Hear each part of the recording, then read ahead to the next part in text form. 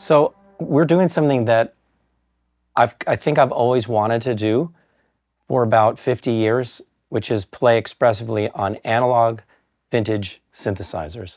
And we thought, let's give this a try.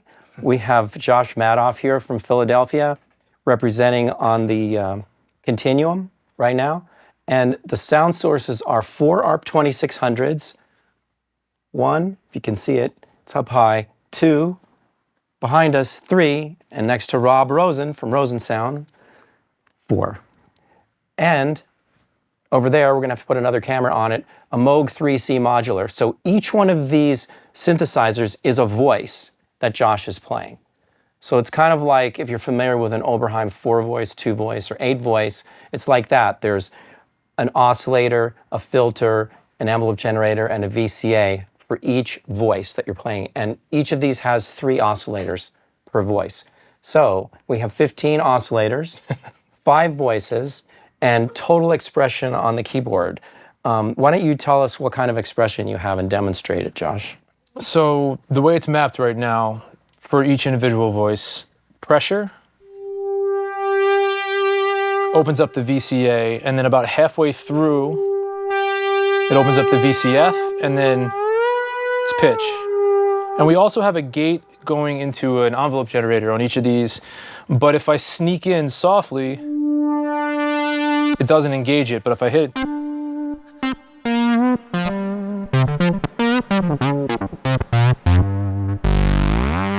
or I can sneak in.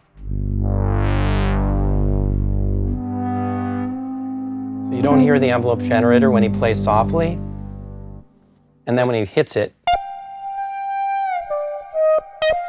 there's enough voltage so that the trigger is able to fire the envelope generator, and then you get decay time to the VCF. It's very simple. I mean, the idea is just to have complete expressive control. It's nice to have that envelope generator, but it's also nice to not have it and be able to just... So his finger is basically controlling the envelope of the sound, and you can play extremely softly and extremely loud. And for the most part, you know, if you have a mini Moog or something like that, you just have a keyboard that's an on-off switch. Right, that's exactly what it is. Now we have a lot more than that, so that's the Moog, right? Sounds upset. Voice That's 1. the Moog, voice 1. Moog IIIc. That is the lower ARP. Coming in on the second voice. Upper ARP. Fourth, yeah. And This illustrates it well, because every time he adds a new note, it's a new ARP 2600 with 3 oscillators. That's an everyday thing. Yeah, everybody's got those.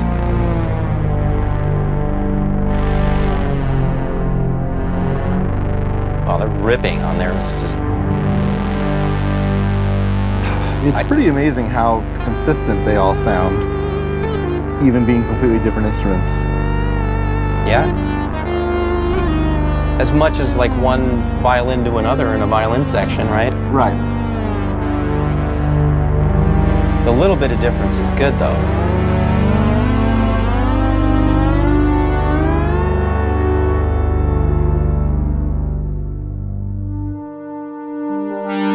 No volume pedal.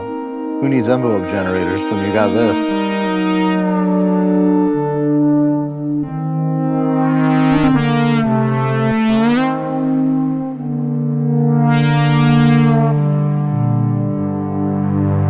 Nice. It's imperfect, but that's what's nice We about like it. Show how you can get the envelope generator to fire and then sometimes not. So if I hit it hard,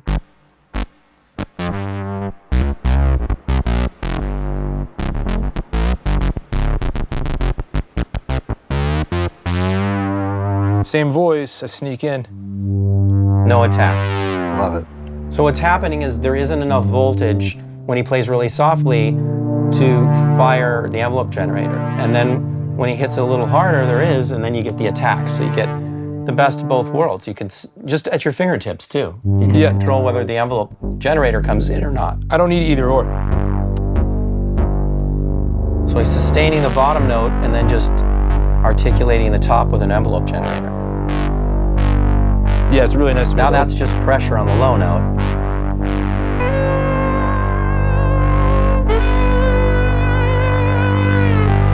Total independence. I mean, I'll probably say this a lot. I've waited 50 years to have this level of expression with analog synthesizers, and it's today. It's happening. No, it's here. It's happening. And there's nothing like it's so cool because I have heard all of my favorite records have these instruments on them, and it's like it's familiar. Yeah. But it tricks my ear because then all of a sudden it sounds like a clarinet or a trumpet or like it's completely organic. Like the expression of listening to someone in India or something that has a different like ability to move pitch different than Western instruments, but with our sounds, like our pop sounds and our great just shredding rocks synth sounds, but with that level of expression now from the keyboard, from our hands. Yeah, and then the glides you always wanted to program, then never. Right, how would I do that? That would take me. You can do that on anything. Yeah, you're just moving inner voices with Portamento, and others are sustaining. Yeah, as creative as you can be with articulations.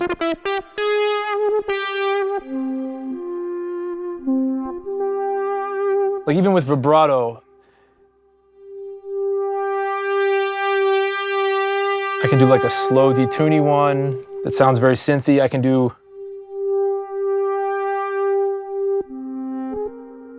or I can let my whole finger.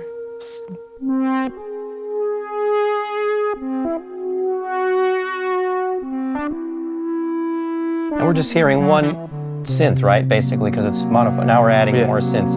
But when you're playing one, that's just the Moog IIIc. Yeah, so the way we have it set right now is to low priority. So I'm not sure if you guys can catch this, but you can see the light there. That's voice 1. Then voice 2 goes to the bottom ARP. Then voice 3 goes to the top ARP. Then behind us, and then to the left. And I'll get deeper into this, but we have 4 channels basically, and each channel has 4 outputs, and each output can go to a different parameter of the synth. So we're going to pitch, filter, a VCA, not in this order necessarily, and then one that's firing a gate that's going to make the envelope generator kick in when he plays it really hard. And we also played around yesterday with sending the gate instead to pulse width.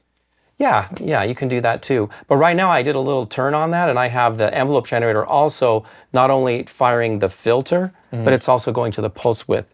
Oh, okay, so there's a little bit of both. So there's a little bit of envelope, so the pulse width is moving. Yeah, so a little bit of changing waveform when you hit it hard. Yeah, I mean, it has that like... Makes the attack more complex. And then, if I started adding resonance to all these sounds, play that same bit again, and then... But that's just the Moog. So. Oh yeah, so I'm gonna grab this is another cool feature. I'm gonna grab a Sostenuto on the Moog IIIc. So what's a Sostenuto? That's like on a piano, the middle pedal. So you can hold a bass note and it'll stay put, and then you can play notes on top. And to be clear, I can grab as many voices as I want, so I'll do 3 right now. And I have 0 to 127 control with my foot. So they're holding, and then his foot can swell it. So I'm gonna grab just a bass. What's really cool with what you can hear with the Moog IIIc is not only is it opening and closing the VCA, you can hear it opening and closing the filter. And Josh is doing that with his foot. And then I have 4 voices left.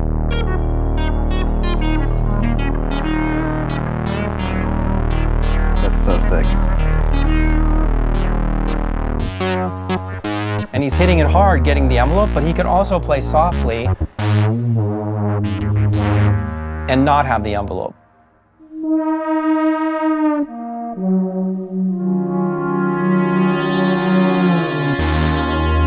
Either or, really.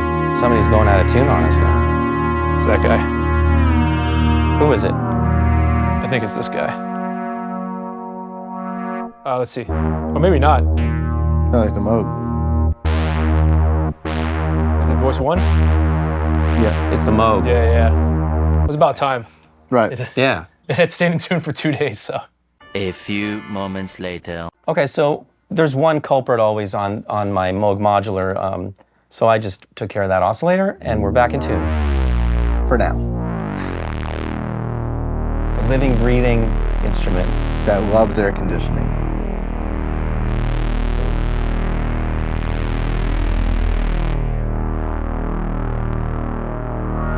Oh yeah.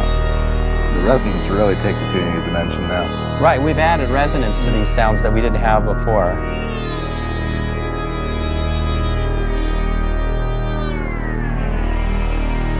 Yeah. And when you don't land right and then you fix it, it just feels better. Yeah. Because that's what a string player has to do, you know? Well, music's like tension and release too. If it's all just consonant without any tension, there's just...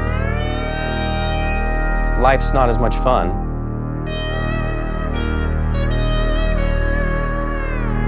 Ooh, that sounds good in there. Yeah, the resonance is nice. It's almost like a lap steel. You just have to dial in the right vibrato.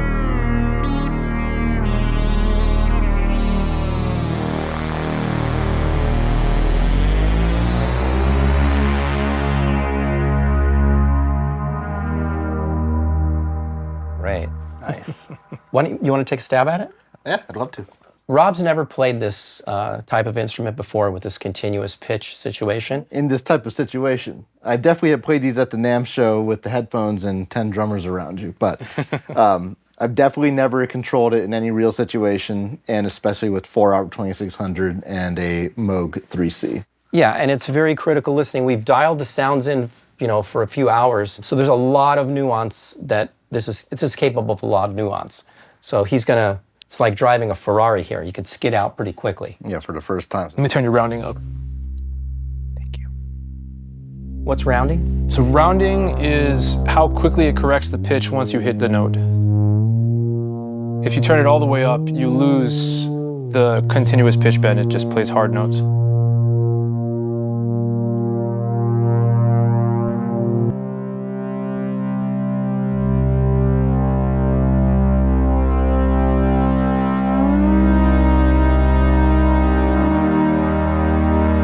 Nice. Sounds great.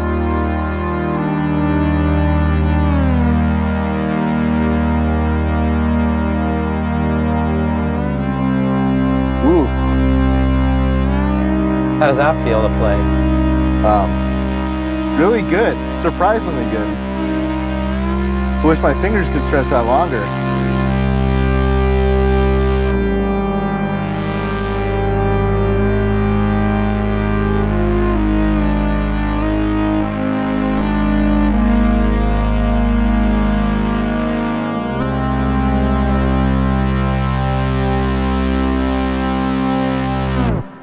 Wow. That was great. Thank you. That was really cool. And as someone who's very used to actual keys, this was surprisingly not as intimidating as I thought it would be, especially controlling something like this. And the pitch is really good. Do you guys spend a lot of time tuning this? Or does this have any we kind of way tuned to all the correct? oscillators to themselves, got it in Gotcha. tune. And there's a certain amount of variation in the pitch that Josh can set internally on the Continuum so Gotcha. that it's within a certain amount of control. But the idea here is like you're not really using a volume pedal. He's controlling all the volume nuances all with his fingertips. Vibrato with his fingertips and brightness. It's wild that you can go from with one voice. Right. Because I'm Or so five. used to, or 5, yeah, that's true. I mean, we could put it in unison mode, which we should do as well. But it's like having Portamento at your fingertips, right? Right, it kind of throws me off because when I was, younger and all I had was sampler keyboards, then, the Portamento would end after about an octave and a half. So I keep getting my muscle memory scared to go any further than that. But it's so interesting that with analog control voltage, you can really do anything. Yeah. That's really cool. And it seems like everyone that I hear play it, you hear their personality almost immediately. Yeah. It just comes out in how you think about music. Do you do like a lot of bending and vibrato stuff? It's part of my personality. I'm hesitating to get to the resolve. Keep people waiting. Keep people waiting. That's definitely part of my personality. Very good. Perfect. Very good. It'll get resolved. Love it. That should be your customer service logo. It basically is. Okay, well, thank you for letting me play this. This is super cool. Let's switch to the another controller, which is similar, but it's going to have more like stepped pitches, which is going to be the Osmose. So it's very similar. We can get all the nuances of brightness, pitch, and velocity, and volume control. But it's going to be playing keys instead. But we're going to run the arpeggiator on it, so you can hear something really fun there. Cool. Sweet. That's it.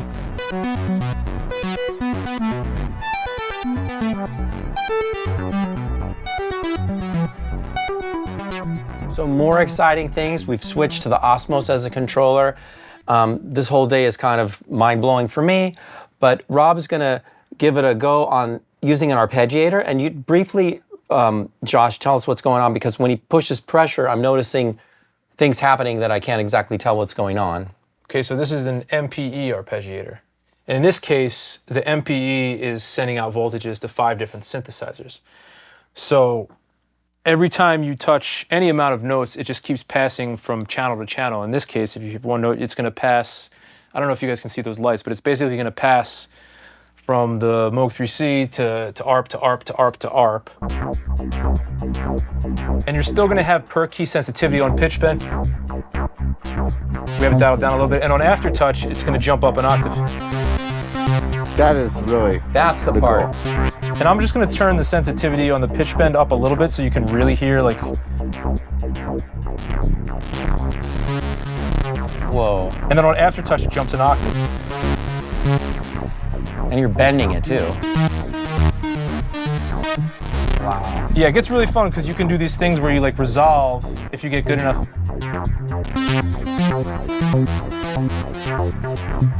Woo!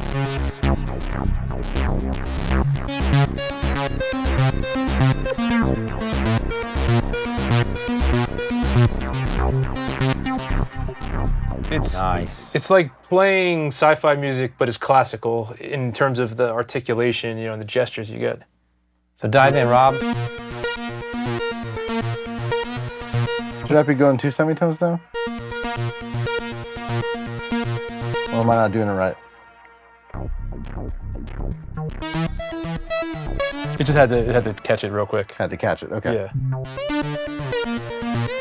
There you go. That's sick. Okay. And then just, well, I'll let you go. So Rob's bending it a semitone up and a semitone down. Is that right? Or is it 2 up? semitones. 2 up and 2 down.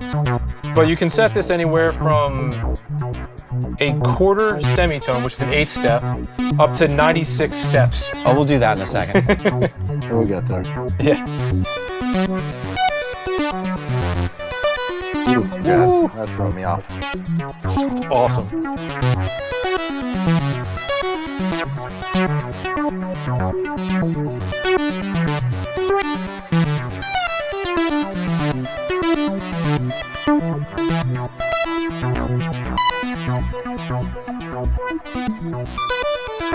Okay, hold on. I'm getting totally up here. Okay, we got Sounds so good. Okay, I turned that off for right now. All right, let's show the invisible notes real quick. So hold that. So it's so sensitive that if I just touch with a hair touch, it makes one of the notes disappear. Because you don't hear the note, but it skips the step. It's triggering it so quiet we can't hear it. Yeah. But it is being triggered. It is being triggered, yeah. Woo. In case you can't see, Rob turned off the pitch bending so he can dig in.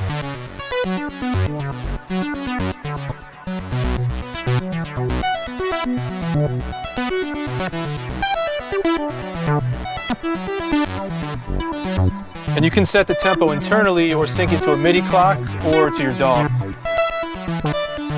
Right. So we can send out pulses for drum machines and other sequences. Yeah, I mean, you can't take like an audio impulse, like, old school, but those things can sync to your DAW, so you could do it that way.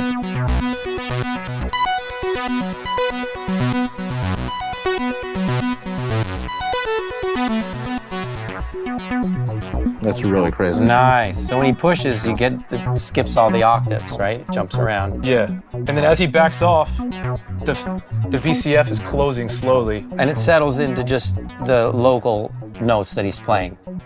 Right there. Listen to the dynamic range. Because it's not locked into what my original velocity was. I can back off from here. It's tracking every time it triggers another note in the ARP. Every time one of those lights goes up, it's sending a new velocity and new information to the VCF But I and mean, the VCA. even as I'm letting off from here, It's continuous, yeah. that's mind-blowing. And individual per note. And I just got rid of all the resonance because I can change the sound too. Most of what he's doing is with his fingers, but you can still change the sound. Yeah. Oh my God. Same sound, just without resonance, and it's inspiring him to play something different. Yeah.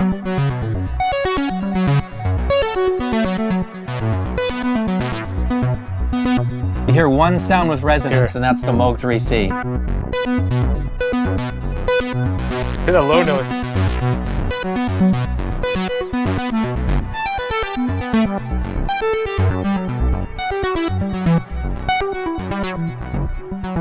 You know, it's nice that they're not homogeneous, you know, they're like... Kind of is. I'll add resonance to just one. A lot. Sounds really good. Right. A lot of personality. Now I'll add resonance to another.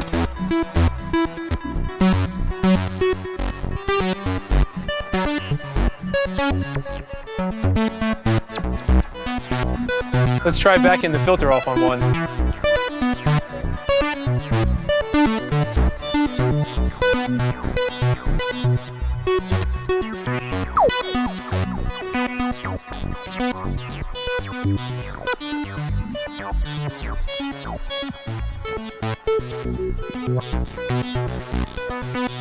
Mixture.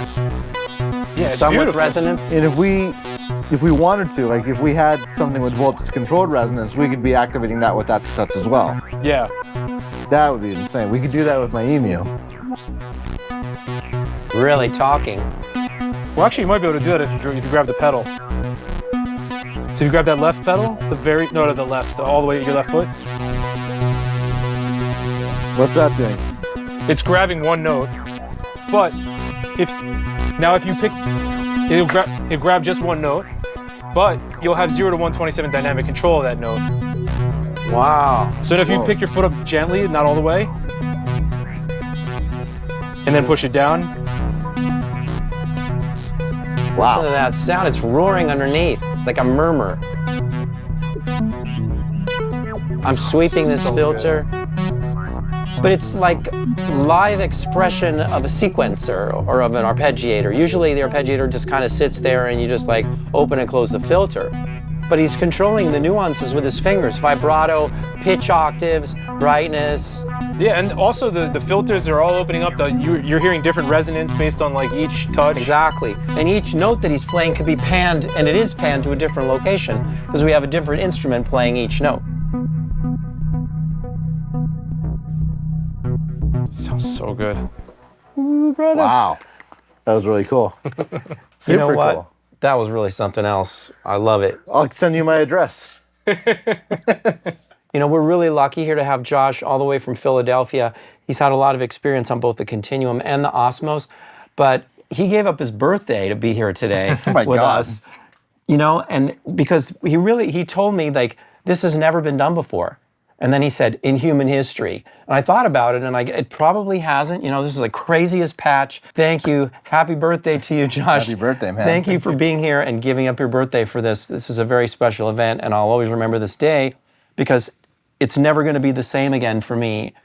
What do you think? I think I want both of these, but it kind of reminds me of when I got the Modular 8 voice from Casey Young, and he was like, the thing this is missing is dynamics. It's meant to work at the EMU 4060. So Rob's talking about an Oberheim 8 voice that he has, right? That's modular. Yeah, it's a modular Oberheim 8 voice, so he can patch into each voice, essentially. That's right. And yeah, but when we were kind of like, when he saw it for the first time in my room, he's like, it's meant to go with an EMU 4060 keyboard, which I didn't have then, but I have now. And he's like, but what all that is missing is dynamics. So if you can figure this out where it has dynamics, poly aftertouch, velocity, this would be like the most insane synthesizer ever. And I know that this is not the only way. So Casey and I came up together, and he was thinking the same thing. And he's very musical, and he listened to all kinds of music, and he knew, like synthesizers could be this really expressive thing, but it just took a really long time. Yeah. Until really today for me to realize it, and we didn't know before we built this patch, what was actually going to happen, but we had a lot of expectations, and I think we met them all. So Definitely. And we brought Rob in today just to sort of be the acid test on this thing, because he's been around synthesizers long enough, and he knows what level of expression we have at the moment. And would you say like this is kind of taking it to the next place? Yes, and I would also say that, there's been a lot of things that have kind of come and gone in this realm, and it seems like, especially the Continuum, seems to kind of be like the timeless, the bar kind of for everything, but the Osmose seems to be like, if you really need the keys, then this is for you. And it feels what good. about the arpeggiator? Oh, the arpeggiator is awesome. Because you can't get that on the Osmose right now, right? You mean on the Continuum? Yeah, this the doesn't. Continuum. It has a different kind of arpeggiator, but yeah, the MPE Arpeggiator was actually a benefit of the pandemic, because they had a little extra time, production stopped, and they came up with this brilliant idea. Yeah, it's really deep too, and you can control the gate times and really using the Osmose control a lot without having to go to all the synthesizers and change the filters and a lot of that sort of thing. You can do it right here by controlling the amount of control signal. Like you can fine tune the sound a lot and the depth there was one thing that you were doing on there that made a big change. Just I guess sometimes just the level of what soft is, what loud is, and the gate times. Those things really affect the sound a lot. So you don't have to run around and change the synths. And I noticed you don't need a volume pedal. I'm just kind of saying the same things over and over because I've never been able to experience something like this. So we're here. We've arrived. Thank you. Thank you for being here, Rob. Yeah, thanks for inviting me. Please remember to like and subscribe to this channel because we really value being able to bring you unique things. It takes a lot of time and effort. My crew is great. It means a lot to them. Subscriptions matter to us. Thank you for being there for us, though. We really appreciate having an audience for this. And we do want to make a lot more videos, so we plan to. Signing off until next time.